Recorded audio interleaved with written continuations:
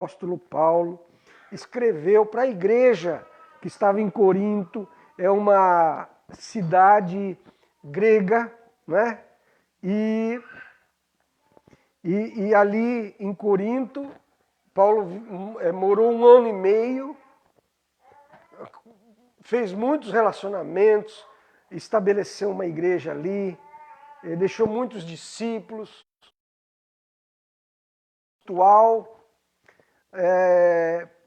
No entanto, tinha algumas dificuldades de relacionamento entre irmãos, alguns ciúmes, alguma discórdia. Então, Paulo se preocupava na distância de que os irmãos preservassem a sua amizade, que os irmãos preservassem, não porque é bonito ser amigo, não porque é bonito você ter paz com as pessoas, mas porque a igreja em Corinto tinha um motivo especial para abençoar uns aos outros. Qual é esse motivo? Todos eles tinham sido chamados pelo Espírito Santo, tinham sido chamados por Deus para serem família de Deus. Paulo escreve então essa carta. Com os séculos, as pessoas que foram preservando a Bíblia, para facilitar o encontrar as passagens, né? Fizeram a separação em capítulos e versículos. Só uma explicação para quem está começando a ler a Bíblia, né? Nós vamos ler então na primeira carta aos Coríntios, no capítulo 10. No capítulo 10. Eu vou ler numa versão chamada Nova Versão Transformadora. Eu recomendo, se você quiser comprar uma Bíblia nova, compre essa versão. É muito boa para se ler, muito fácil de entender. Tá? Então, diz assim, olha, nós vamos ler do verso 1 até o verso 12. Irmãos, diz o apóstolo Paulo, irmãos, não quero que vocês se esqueçam do que aconteceu há muito tempo atrás, quando nossos antepassados, Paulo está falando dos antepassados dele, os antepassados do povo judeu, quando nossos antepassados foram guiados por uma nuvem que ia diante deles e atravessaram o mar. Na nuvem e no mar, todos foram batizados como seguidores de Moisés. Todos comeram do mesmo alimento, pois beberam da rocha espiritual que os acompanhava, e essa rocha era Cristo. No entanto, Deus não se agradou da maioria deles, e seus corpos ficaram pelo deserto. Tais coisas aconteceram como uma advertência para nós, a fim de que não cobicemos o que é mal, como eles cobiçaram. Não adoremos ídolos, como alguns deles adoraram. Segundo as Escrituras, todos comeram e beberam e se entregaram à farra.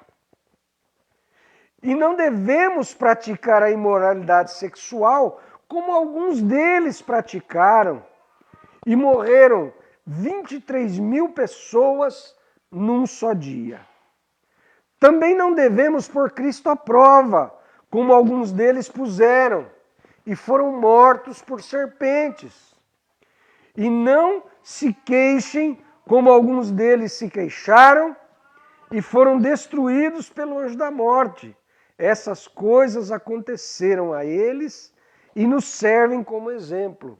Foram escritas como advertência para nós que vivemos no fim dos tempos. Portanto, se vocês pensam que estão de pé, cuidem para que não caiam. Vou ler novamente o último versículo que nós vimos aqui. Portanto, se vocês pensam que estão de pé, cuide para que não caiam. Meus queridos, essa frase é muito emblemática no meio do povo cristão. Se você pensa que está de pé, toma cuidado para não cair. Não é? Muitas situações nos fazem ter vontade de relaxar, de não valorizar as coisas que nós temos recebido de Deus. Muitas situações criadas pelo nosso inimigo, pelo Satanás, o acusador, não é?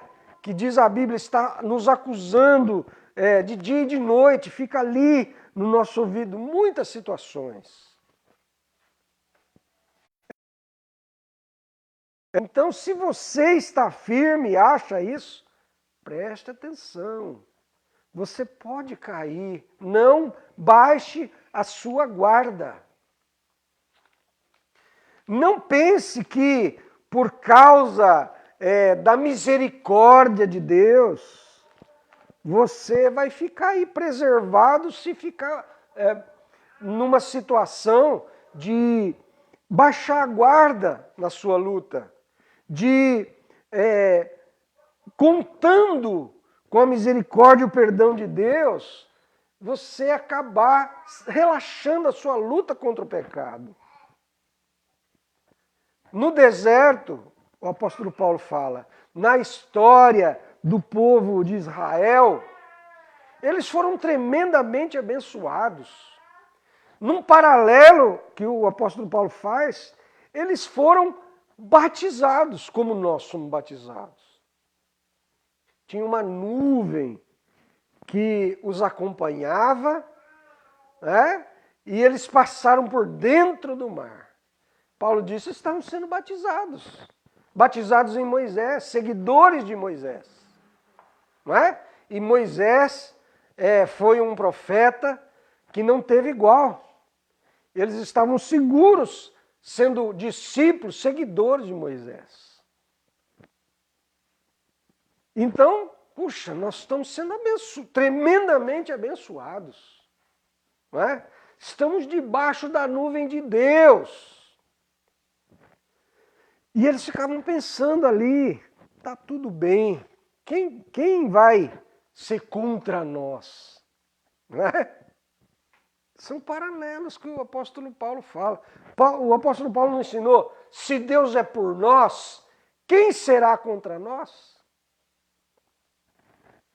Mas aí o apóstolo Paulo diz que eles, nessa segurança, nessa pretensão, nesse pensamento, não, eu vou fazer, eu vou ganhar, vou vencer tudo, porque Deus está conosco, Deus está comigo. Eles começaram a relaxar. Não é? E eles fizeram umas bobagens tão grandes. Né? E aqui diz assim, olha, eles beberam a mesma água espiritual que nós, o Espírito Santo, o Espírito de Jesus Cristo. Não é? Eles tinham sede no deserto. E Deus falou para Moisés, é verdade? Mas saiu água da pedra. Quem é que estava ali realizando aquelas coisas? O apóstolo Paulo fala, Jesus. Eles beberam de Jesus. E nem sabiam que o Messias que eles esperavam estava ali já, realizando, cuidando deles. Eles beberam a água espiritual, como um prenúncio para nós. Foram batizados num prenúncio para nós. No entanto, aqui diz, Deus não se agradou da maioria deles, ficaram muitos deles no deserto, os corpos deles no deserto. Na verdade, uma geração inteira ficou no deserto. Só entraram depois na Terra Prometida a próxima geração. Porque eles fizeram muita bobagem. Tais coisas, diz Paulo, aconteceram como advertência para nós, a fim de que não cobicemos o que é mal, como eles cobiçaram. O povo de Israel, muitas vezes, tomou despojos que não deveria ter tomado. Muitas vezes o povo de Israel ficou com pertences de povos que eles tomaram a terra, se defenderam também, guerrearam. Eles ficavam com coisas que, até ídolos, eles guardavam. Não é? Na casa do próprio rei Davi, tinha um ídolo do rei Davi. Por quê? Porque eles se associavam com os povos da terra que adoravam outros deuses e acabavam tolerando isso nas suas próprias casas. Sendo um povo exclusivo de Deus, eles não davam glória somente a Deus, mas ficavam ali em cima do muro. Eles eram tentados. Eles eram tentados. Deus está nos abençoando. Mas eu vou fazer uma simpatiazinha aqui, vou fazer uma fezinha ali. Deus está nos abençoando. Nós somos mais do que vencedores. Mas algumas ciladas eram criadas ali e eles caíam por causa que tinha essa pretensão. Segundo as Escrituras, todos comeram e beberam e se entregaram à farra. Olha, depois de Deus, Moisés subiu para receber de Deus uma palavra. Demorou um pouco lá, o povo fez o quê? O povo fez um bezerro de fundição com o ouro que eles tinham e começaram a adorar o bezerro, chamando o bezerro de Deus. Não era um outro Deus, era uma confusão tremenda. Eles fizeram bobagem e beberam e fizeram na farra, não é? E não devemos praticar imoralidade sexual, como alguns deles praticaram e morreram 23 mil pessoas num só dia. Olha, teve um povo que tentou Israel nessa área sexual. Né? Eles enviaram mulheres para tentar Israel. E homens, na cara de Moisés, levavam essas mulheres de outros povos para dentro das suas tendas. Na cara de Moisés. Aí um dos fiéis, né, pensando, nós não podemos fazer um negócio desse. Nós somos povo de Deus, o Deus criador de todas as coisas. O nome dele era Finéias. Finéias entrou naquela tenda quando isso aconteceu e atravessou tanto o homem quanto a mulher com uma lança, porque ele não queria perder aquela bênção. Ele também acabou sendo tentado, não é? E queria resolver aquilo, mas usou de tanta violência. Pela sua atitude, pela sua preocupação, Deus aceitou aquilo para que não o condenasse. Mas foi uma violência. Foi um zelo, mas um zelo sem sabedoria. 23 mil pessoas morreram naqueles dias. Naqueles dias, num só dia, morreram 23 mil pessoas. Não devemos pôr Cristo à prova, como alguns deles puseram e foram mortos por serpentes. E não se queixem, como alguns deles se queixaram e foram destruídos pelo anjo da morte. Gente reclamando. Eles tinham comida no deserto todas as manhãs. Eles tinham o suficiente, todo dia isso aqui. Né? A gente queria comer um pouco de carne. Ah, que saudade, lá no Egito. Nós tínhamos lá melões, nós tínhamos lá pepinos. Agora aqui no deserto, todo dia, essa mesma comidinha. Começaram a reclamar. Né? Começaram a murmurar. E que povo cabeça dura. Agora, essas coisas aconteceram a eles e nos servem de exemplo, diz o apóstolo Paulo. Foram escritas como advertência para nós que vivemos no fim dos tempos. Portanto, se vocês pensam que estão de pé, cuidem para que não caiam. Essa palavra é para mim. Essa palavra é primeiramente para mim. E essa palavra é para você também. Para você que está aqui, para você que está aí e na sua casa nos acompanhando, essa palavra é para nós. Vamos nos colocar diante de Deus com humildade. Vamos nos colocar diante de Deus pedindo misericórdia. Vamos nos colocar diante de Deus confiados na sua providência. Eu gostaria de ler agora o versículo 13 com vocês.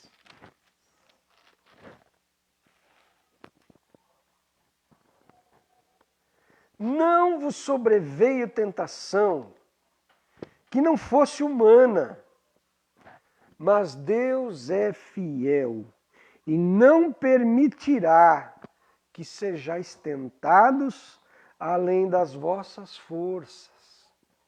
Pelo contrário, juntamente com a tentação, vos proverá livramento, de sorte que a possais suportar. Meus queridos, essa palavra é suficiente para nos alertar. Mas Deus que é bom, Ele nos dá um pouco mais.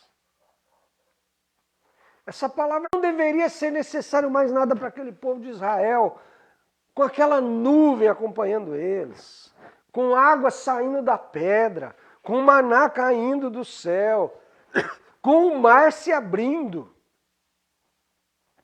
com as muralhas de Jericó ruindo. Não deveria ser necessário mais nada. Mas Deus, que é misericordioso, nos dá alguma coisa a mais. E isso fica mais, nos leva a ter mais responsabilidade ainda. Lembram quando Jesus, conversando com Tomé, que disse para os discípulos, eles falaram, nós vimos Jesus ressuscitado. O que Tomé falou? Se eu não ver o furo dos cravos nas suas mãos, e não puser a mão do seu lado, onde atravessaram Jesus aqui com a lança, se eu não ver aqui, eu não vou acreditar. Eu quero ver aqui, ó. Ver para crer. Jesus se pôs no meio deles um momento, chegou para o Tomé. Jesus não estava lá presente em corpo quando Tomé falou aquilo. Mas quando ele se pôs no meio dos discípulos, ele foi diretamente para o Tomé. E falou, Tomé, põe a mão aqui.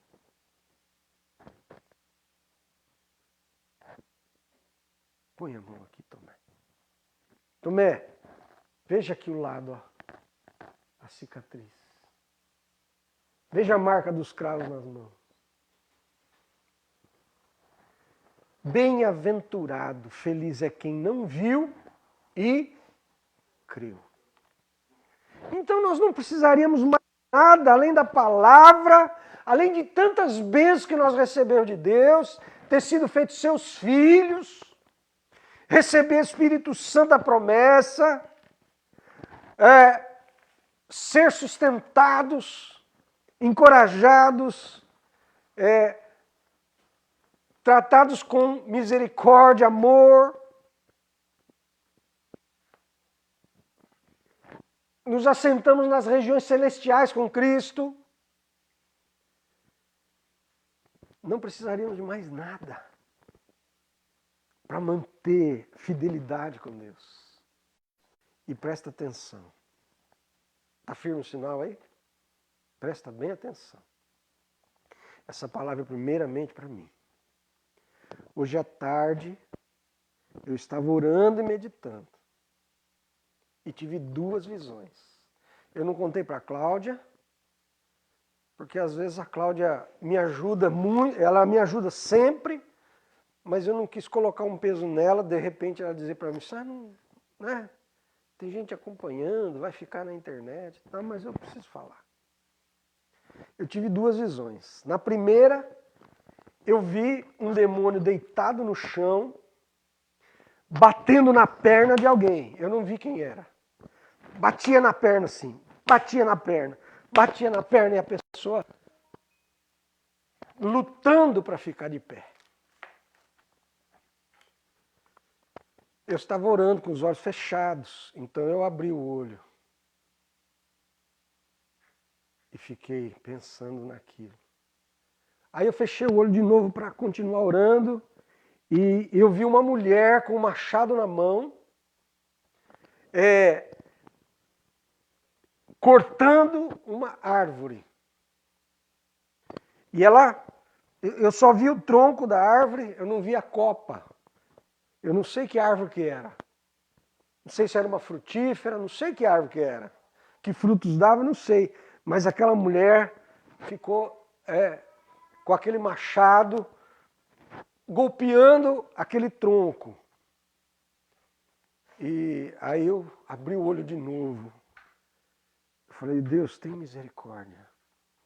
Tem misericórdia. Essa palavra é primeiramente para mim. Eu quero receber essa palavra.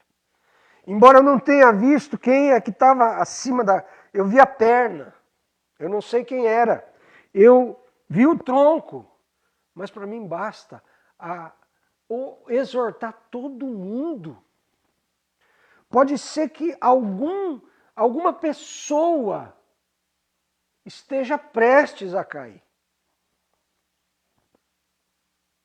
É hora de redobrar a atenção.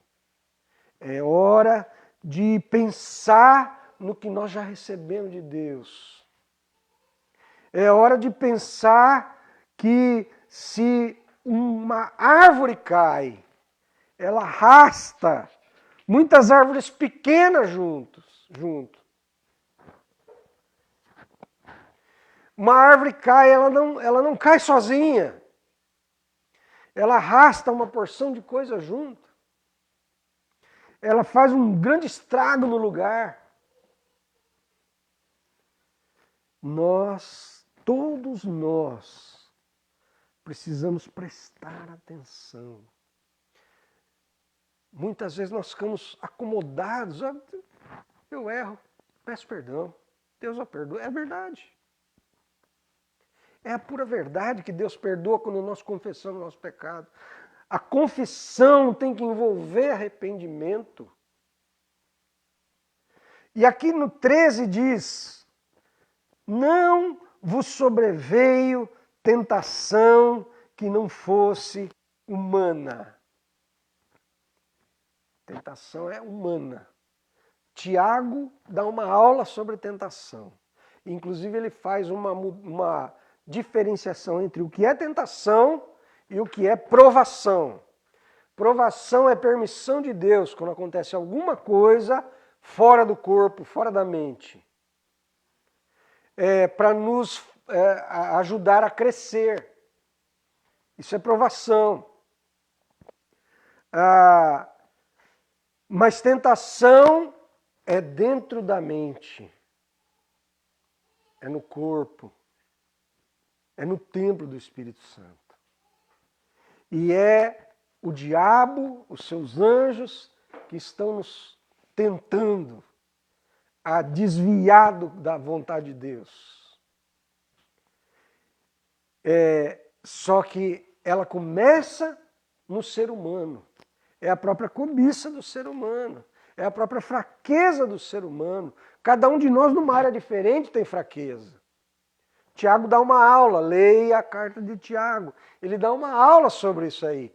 Ela começa na sua própria cobiça, que te atrai e seduz. O diabo vem ali apresentar situações para nós na nossa própria fraqueza. O diabo não vai tentar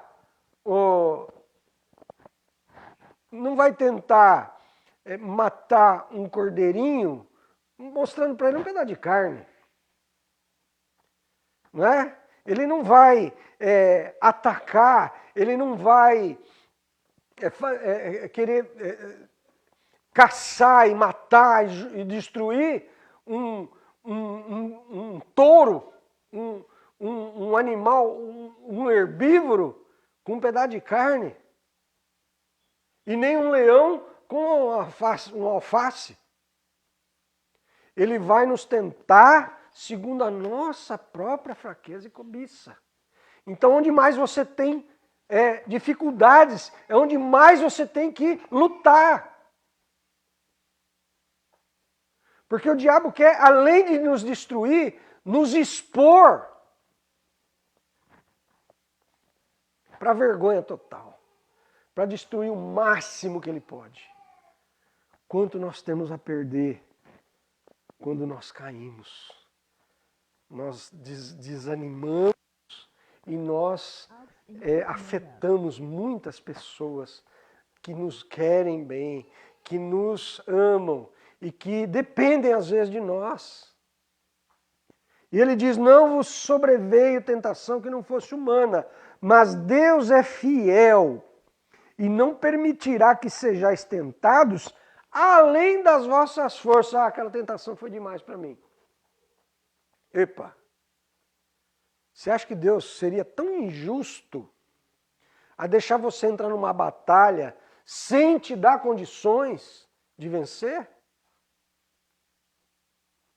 Ou Ele não está cuidando de nós? Juntamente com a tentação, vos proverá livramento, de sorte que a possais suportar. Vamos orar. Vamos ficar de pé e vamos orar.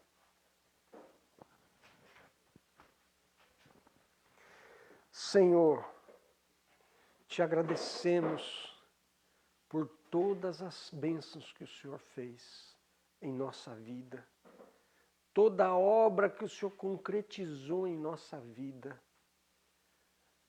Deus Pai, nós te agradecemos pela vida do Deus Filho,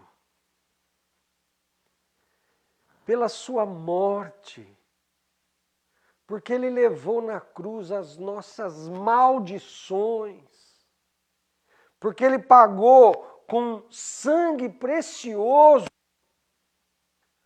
a dívida dos nossos pecados, dos nossos delitos, no qual nós estávamos mortos. Nós recebemos vida pela Tua graça, pela Tua misericórdia, mediante a fé. E queremos, Senhor, agora te pedir, nos ajuda, Senhor, porque temos pouca fé. Como alguém pediu para Jesus, me ajuda, porque nós temos pouca fé. Aumenta-nos, Senhor, a fé. A âncora que nos mantém firmes nas tempestades.